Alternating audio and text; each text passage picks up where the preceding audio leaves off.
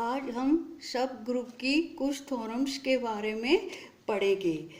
Theorem: a non void subset H of a group G is a subgroup if and only if A belongs to H, B belongs to H. This implies AB inverse belongs to H.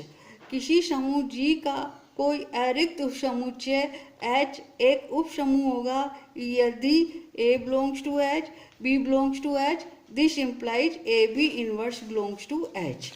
Proof: पहले अपन ने मान लिया कि जो H है वो G का क्या है, उपसमूह है। तो हमको क्या सिद्ध करना पड़ेगा कि ये A belongs to H, B belongs to H. This implies AB inverse belongs to H. ये अपन को सिद्ध करना पड़ेगा।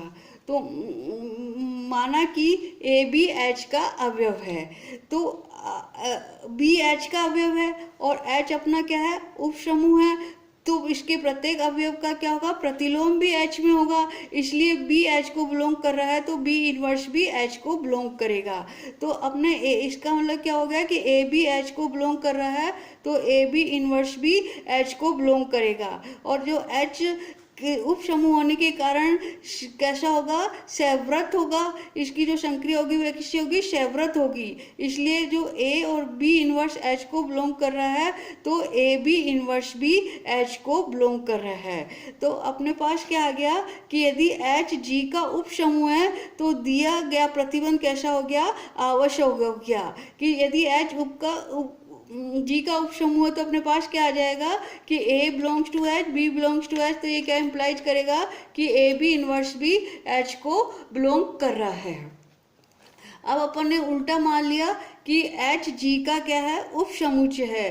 तब अपन को क्या सिद्ध करना है कि जो ये उप समुच्चय है और ये प्रतिबंध इसमें कैसा होता है, सत्य है। अर्थात कि H belongs to H, B belongs to H. This implies AB inverse belongs to H. तब हमको क्या सिद्ध करना है कि H G का क्या है, उप समूह है। अब चूंकि अपना H क्या दे रखा है, नॉन वाइड सबसेट दे रखा है, इसका मतलब कि जो H है वो नॉट इक्वल टू 5 होगा। इसका मतलब इसमें कम से कम एक अवयव होगा। तो माना कि A H को बिलोंग करता है, तो दिए गए प्रतिबंध से यदि अपन B की जगह भी A लिखे तो अपने पास क्या आ जाएगा, A belongs to H, A belongs to H. This implies A inverse, जो किसके बराबर हो गया, तत्समक के बराबर हो गया, बिलोंग्स टू H। इसका मतलब कि जो तत्समक अवयव है वो H में विद्यमान है। अब अपन दिए गए प्रतिबंध को किसके लिए, किस अवयव के लिए लगाएं, E और A अवयव के लिए लगाएं तो अपने पास क्या आ जाएगा, E belongs to H, A belongs to H। ये क्या इम्प्लाइज करेगा, E A इनवर्स बराबर A inverse belongs to H। इसका मतलब कि प्रत्येक अवयव का प्रतिलोम भी H में विद्यमान है। अब A belongs to H, B belongs to H, तो ये क्या इम्प्लाइज करेगा कि A बिलोंग्स टू H और B का B इनवर्स भी H को बिलोंग कर रहा है। अब पूरे दिए गए प्रतिबंध से आपके पास क्या आ जाएगा कि A H को बिलोंग कर रहा है, B इनवर्स भी H को बिलोंग कर रहा है। तो ये इम्प्लाइज क्या करेगा, A B इनवर्स का इनवर्स बराबर किसके हो जाएगा, A B ये H को बिलोंग कर रहा है। इसका मतलब जो H की जो संक्रिया है वो कैसी, H क्या हो गया, G की संक्रिया के लिए सैवृत हो गया। अब पुनः ABC H को बिलोंग कर रहा है तो ABC किसको, G को भी बिलोंग करेगा क्योंकि H G का क्या है, उप समुच्चय है। और G अपना समूह है इसलिए इसके अंदर संक्रिया कैसी होगी, सहचारी होगी। इसलिए ये क्या इम्प्लाइज करेगा कि AB ब्रैकेट में C इक्वल टू A, फिर ब्रैकेट में BC। इसका मतलब कि जो H में जो संक्रिया है वो भी कैसी होगी, सहचारी होगी। अतः यदि H G का इसलिए क्या हो जाएगा, H G का एक उप समूह हो जाएगा, जो सिद्ध करता है कि दिया गया प्रतिबंध H के उप समूह होने के लिए प्राप्त है। यही हमको सिद्ध करना था। थ्योरम सेकंड कि a non void finite subset H of a group G is a subgroup if and only if A belongs to H, B belongs to H. This implies AB belongs to H. किसी समूह G का कोई अरिक्त परिमित उपसमुच्चय H का उपसमूह होगा यदि A belongs to H, B belongs to H, this implies AB inverse belongs to H। इसको सिद्ध करना है। तो इसको सिद्ध करने के लिए अपन ने मान लिया कि H क्या है, G का एक परिमित उपसमूह है। तब हमको क्या सिद्ध करना है कि A belongs to H, B belongs to H, this implies AB belongs to H। अब इसको सिद्ध करने के लिए अपन ने क्या मान लिया कि A और B H के दो अवयव हैं, और चूंकि H G का उपसमूह है इसलिए H G की संक्रिया के लिए कैसा होगा, सैवृत होगा। इसका मतलब कि यदि A H को बिलोंग कर रहा है, B H को बिलोंग कर रहा है, तो A भी H को बिलोंग करेगा। ठीक है ना। अब अपन इसका उल्टा सिद्ध करेंगे, कन्वर्सली अपन ने क्या मान लिया कि H G का एक उपसमुच्चय है जिसमें दिया गया प्रतिबंध सत्य है। अर्थात कि एक ऐसा उपसमुच्चय है G का कि यदि A belongs to H, B belongs to H है तो A भी H को बिलोंग करता है। तब हमको सिद्ध करना है कि जो H है वो G का क्या है, उपसमूह है। माना कि A H का कोई अवयव है, तो दिए गए प्रतिबंध से अपने पास क्या आ जाएगा कि A H को बिलोंग कर रहा है, ये इम्प्लाइज करेगा A इंटू A भी H को बिलोंग करेगा, और A डॉट A किसके बराबर हो गया, A स्क्वायर के बराबर हो गया। इसलिए A स्क्वायर किसको बिलोंग करेगा, H को बिलोंग करेगा। पुनः उसी दिए गए प्रतिबंध से आपके पास क्या आ जाएगा, A H का एलिमेंट है, A स्क्वायर भी H का एलिमेंट है, तो ये क्या इम्प्लाइज करेगा, A इंटू A स्क्वायर बराबर A क्यूब भी H को बिलोंग करेगा। इस प्रकार अपन चलते जाएं तो अपने पास क्या आएगा कि A की पावर n-1 H को बिलोंग कर रहा है, A भी H को बिलोंग कर रहा है, तो A की पावर n-1 इंटू A वो क्या हो गया, A की पावर n हो गया, वो भी H को बिलोंग करेगा। इसका मतलब कि A की पावर n हर एक n जो क्या है नेचुरल नंबर है के लिए H को बिलोंग करेगा। अतः अपने पास क्या आ गया इससे कि A1 A2 AN सभी H के अवयव हैं, है ना। परंतु H अपना कैसा परिमित है और ये अवयव कैसे हैं, अपरिमित जा रहे हैं। तो अपन क्या करेंगे, इसका मतलब क्या हो गया कि A की कुछ घातें समान अवयव को व्यक्त कर रही हैं। तो माना कि AI बराबर क्या है, AJ है, I इज ग्रेटर देन 0। अब अपना क्या है, AJ किसका अवयव है, H का अवयव है, और H अपना क्या है, मतलब G का अवयव है, और G क्या अपना समूह है, इसलिए इसका इन्वर्स भी एग्जिस्ट करेगा। तो A माइनस जे भी G को बिलोंग करेगा। तो दोनों ओर से अपन ने क्या किया, A माइनस जे से गुणा कर दी, तो AI minus AJ equal to क्या हो गया, ये भी AJ माइनस AJ, ये बराबर क्या हो जाएगा, 0 हो जाएगा आपके पास, है ना। और A की पावर 0 क्या होती है, E होती है, E क्या होता है, G का तत्समक अवयव होता है। तो आपके पास क्या आ गया कि A की पावर I माइनस जे बराबर E, इसको अपन ने R मान लिया, तो A की पावर R बराबर की हो गया E, ठीक है ना। और A की पावर R क्या आपका नेचुरल नंबर है, क्योंकि I भी नेचुरल है और J भी नेचुरल है, तो ये भी नेचुरल नंबर है, और इसकी वैल्यू क्या होगी, ग्रेटर देन 0 होगी, क्योंकि आपका I क्या है, ग्रेटर देन 0 है। इसलिए A की पावर R किसको बिलोंग कर रहा है, H को बिलोंग कर रहा है। इसका मतलब जो E है वो H को बिलोंग करेगा। अतः H में तत्समक अवयव विद्यमान है। अब पुनः अपन ने A की power R minus H this belongs to H implies, इसको अपन कैसे लिख सकते हैं, A की पावर R इंटू A की power -1 this belongs to H, और A की पावर R अपने पास E के बराबर है, तो E लिख दिया। A की पावर इनवर्स हो गया, बिलोंग्स टू H, तो ये किसके बराबर हो गया, A की power inverse belongs to H। इसका मतलब कि H के प्रत्येक अवयव का प्रतिलोम विद्यमान है। और दिए गए प्रतिबंध से जो H है वो G की संक्रिया के लिए कैसा है, सैवृत है। और माना कि ABC H के अवयव हैं, तो तो ए बी सी एच के अवयव हैं, तो ए बी सी जी के भी अवयव होंगे, क्योंकि एच जी का कैसा है, उपसमुच्चय है इसलिए, और जी कैसा है, अपना ग्रुप है, इसलिए इसकी संक्रिया कैसी होगी, सहचारी होगी। अर्थात अपने पास क्या आ गया कि ए बी ब्रैकेट में सी इजकल टू ए ब्रैकेट में बी सी, अतः एच में भी जो संक्रिया है वो कैसी होगी, सहचारी होगी। फलतः एच जी आपका क्या हो गया, उपसमूह है।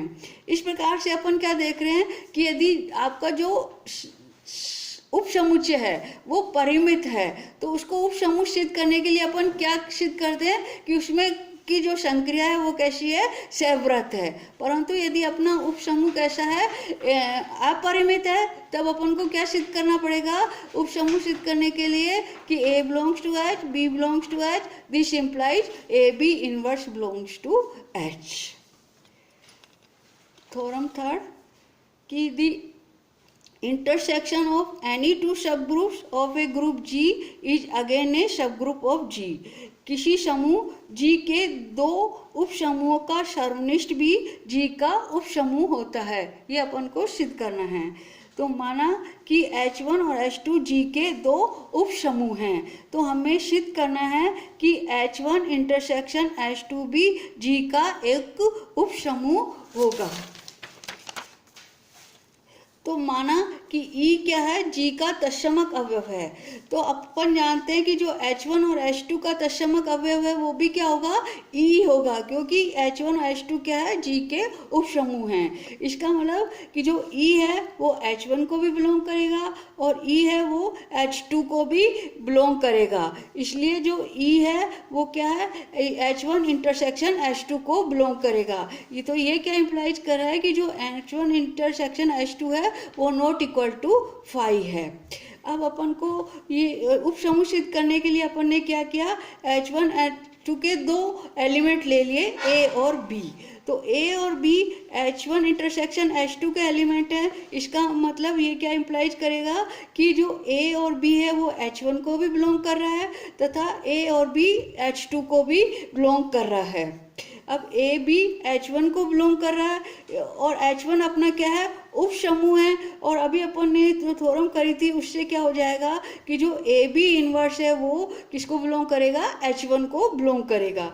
इसी तरीके से AB H2 को बिलोंग कर रहा है और H2 उपसमूह है, इसलिए AB इनवर्स किसको, H2 को भी बिलोंग करेगा। तो AB इनवर्स H1 को बिलोंग कर रहा है, AB इनवर्स H2 को बिलोंग कर रहा है, तो ये क्या इम्प्लाइज करेगा कि जो AB इनवर्स है वो H1 इंटरसेक्शन H2 को भी बिलोंग कर रहा है। तो अपने पास क्या आ गया कि A belongs to H1 intersection H2, B belongs to H1 intersection H2, this implies AB inverse belongs to H1 intersection H2। इसका मतलब कि H1 इंटरसेक्शन H2 भी G का क्या हो गया, उपसमूह हो गया, जो हमको सिद्ध करना था। थ्योरम कि the union of two subgroups is a subgroup if and only if one is contained in the other। दो उपसमूह का संघ एक उपसमूह होगा यदि एक उपसमूह दूसरे में अंतर्विष्ट हो। तो इसके लिए अपन ने पहले माना कि H1 और H2 किसी समूह के दो उपसमूह हैं। पहले अपन ने मान लिया कि जो यूनियन है वो क्या है, G का उपसमूह है, ठीक। तो हमें क्या सिद्ध करना पड़ेगा कि या तो H1 H2 का सबसेट है या H2 H1 का सबसेट है, ठीक है ना। कंटेन का मतलब कि जैसे ये H1 है तो ये H2 हो गया, या ये H2 है तो ये H1 हो गया, मतलब एक दूसरे, मतलब या तो H1 H2 के अंदर है या H2 H1 के अंदर है। तो अपन ने जैसे मान लिया कि H1 H2 का सबसेट नहीं है, तो हमें क्या सिद्ध करना है कि H2 H1 का सबसेट है।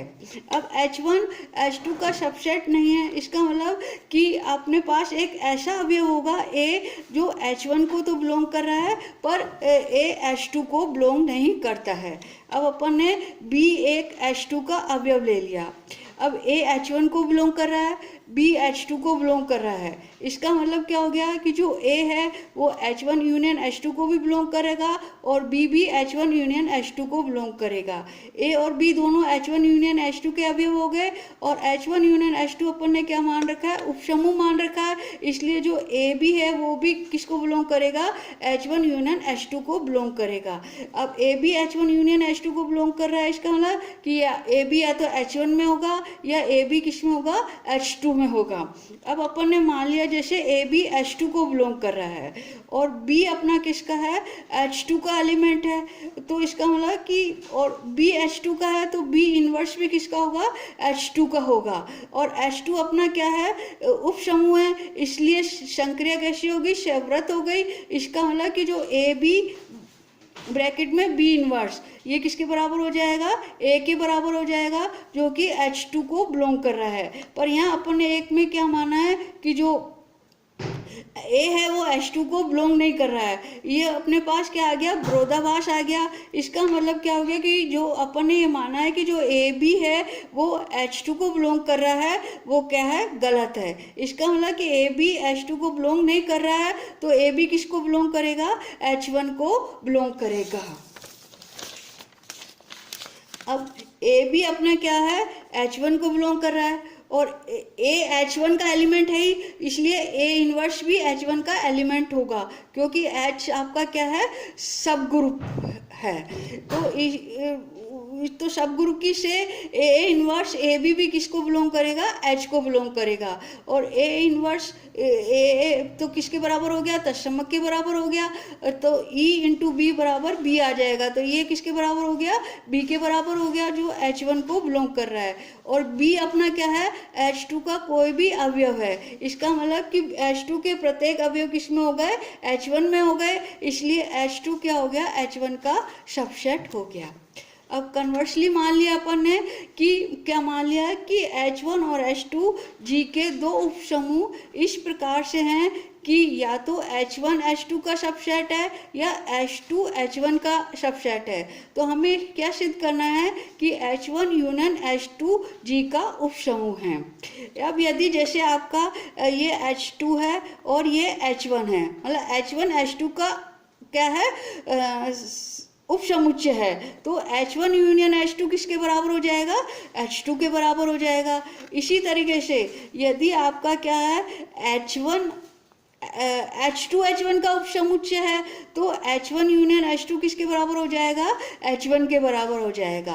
तो अपने पास क्या आ गया कि H1 यूनियन H2 या तो H1 के बराबर है या H2 के बराबर है, और H1 H2 दोनों क्या हैं, G के उपसमूह हैं, इसलिए H यूनियन H2 भी क्या हो जाएगा, G का उपसमूह हो जाएगा।